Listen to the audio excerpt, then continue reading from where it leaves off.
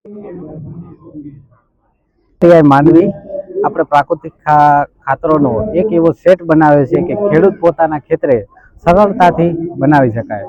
હવે પ્રાકૃતિક ખેતીમાં મોસ્ટ ઓફ શું હોય છે કે ખાતરોને બનાવવા માટે ગોબર ગૌમૂત્રનો ઉપયોગ થતો હોય છે, જે ખેડૂતોને નાખવા માટે બહુ તકલીફ પડતી હોય છે. પ્લસ એને રેસાવાળું હોવાના કારણે ફિલ્ટર કરવામાં પણ તકલીફ રહેતી હોય છે. તો આપણે એવો સેટ બનાવ્યો છે કે ખેડૂત પોતાની વાડીએ એકવાર કરી નાખે તો ખાલી એને મટીરિયલ નાખવાનું રહે. મિક્સિંગ પણ ઓટોમેટિક થઈ જાય, પાણી પણ ઓટોમેટિક આવી જાય અને ફિલ્ટર પણ છેલ્લે ઓટોમેટિક થઈ જાય. તો સૌ પ્રથમ જીવામૃત છે.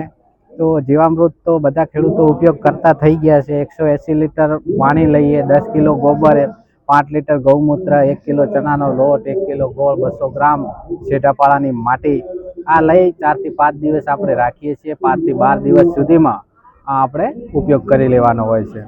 એવી રીતે અમૃત માટી હોય છે. અમૃત માટી અને જીવામૃત બે એમ ગણો તો સેમ જ છે, પરંતુ અમૃત માટીની અંદર છેટાપાળાની માટી અને ચણાનો લોટ નથી, એટલે જે ગાયના જે બેક્ટેરિયા સ્પેશિયલ છે એ એમાં ગ્રો થશે. આ છાસામૃત છે. છાસામૃત પીએચ કંટ્રોલર છે કે જમીનની જો પીએચ હાઈ હોય તો છાસની પીએચ લો હશે તો આપણે 1 એકરમાં 200 લીટર છાસ વાપરવી હોય તો અઘરું પડે.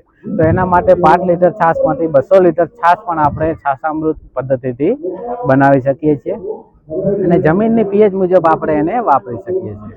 હવે આપણે અત્યારનો મુખ્ય પ્રશ્ન હોય તો જૈવિક કાર્બનનો છે. જૈવિક કાર્બન વગર ખેતી પણ શક્ય નથી. તો આપણે જૈવિક કાર્બન વધારવાના ઘણા તરીકા હોય છે. હ્યુમિક એસિડ હોય છે, કમ્પોસ્ટ ખાતર હોય છે, બાયોચાર. તો એનામાંનો એક બાયોચાર છે. બાયોચાર એટલે કે જે ચાર બનાવીએ છીએ બાયોચાર, તો એને આપણે પાણી અને ગૌમૂત્રમાં ઓગાળીને રાખી દઈએ તો 4 થી 5 દિવસ સુધીમાં એ પોતે કાર્બન છે એ જમીનમાં જશે, એનામાંથી જૈવિક કાર્બન પણ બનશે. તો એક આ વર્મી વોશનું પણ મોડલ છે કે જે એસિન્ડા ફર્ટિડા વર્મી કમ્પોસ્ટના જે અળસિયા હોય છે તો એ અળસિયા કમ્પોસ્ટ બનાવશે અને એનો જે અંગાર મળમૂત્ર હોય એ પાણી સાથે નીકળશે. હવે આજે માની લો કે આપણા ખેતરે છાસામૃત ચલાવવું છે તો આપણે કોઈ ડ્રમ ઉથલાવવાની જરૂર નથી. ફક્ત ને ફક્ત છાસામૃતનો નળ ચાલુ કરીએ એટલે ફિલ્ટર થઈ અને સીધું આપણને છાસામૃત ત્યાં મળી જાય. એટલે વધારાની જે મહેનત છે એ બહુ ઓછી થઈ જશે. સાથે સાથે આ પ્રાકૃતિક ખેતી કરતા જે ખેડૂતો હોય એને એક પ્રશ્ન આવી રહ્યો છે જીવાતનો.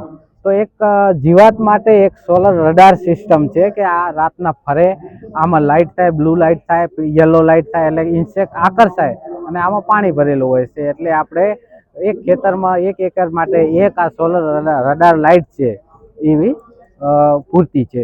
તો જેના કારણે રાત્રે બધા ઇન્સેક્ટ આ પાણીમાં આવી જશે. એટલે ઇન્સેક્ટ કંટ્રોલર માટે મુખ્ય આ ફાયદાકારક છે. બીજી એક બ્લુ ટ્રેપ છે અને સ્ટીકી ટ્રેપ યલો પણ છે. હવે બ્લુનું કામ છે કે મોસ્ટ જે ચૂસિયા પ્રકારના જીવાત હોય બ્લુ ટ્રેપમાં આવી જશે. ઉડતા જીવાત હોય યલો એટલે પીળો કલરમાં આવી જશે. તો એ ઇન્સેક્ટ માટે પ્રાકૃતિક ખેતીમાં આ પણ 2 ટ્રેપો સારું એવું કામ કરતી હોય છે. સાથે સાથે જો જમીન આપણી હાર્ડ થઈ ગઈ હોય ટ્રેક્ટરના ખેડાણના કારણે, તો હાર્ડ જમીનને તોડવા માટે એક સબસોઇલર છે. તો સબસોઇલર એક એવું સાધન છે કે જે જમીનને 2-2.5 ફૂટથી તોડી અને પોચી કરી શકે છે. છેલ્લે અમારી પાસે જો ફાઇનલ પ્રોડક્ટ બને છે, લોકો ખેડૂત વેલ્યુ એડિશન કરતા હોય, એક સોલર ડ્રાયર છે. તો આવી રીતે ઘરે સસ્તું અને સારું સોલર ડ્રાયર આપણે અપનાવી શકીએ છીએ. સોલર ડ્રાયરમાંથી દાખલા કે આ સરગવો છે જેને મોરિંગા કહેવાય છે, તો સરગવાનો પાવડર બનાવ્યો છે. એટલે સોલરથી સુકાશે તો શું એમાં તત્વો અને સ્વાદ થોડો જળવાઈ રહેશે. Thank you.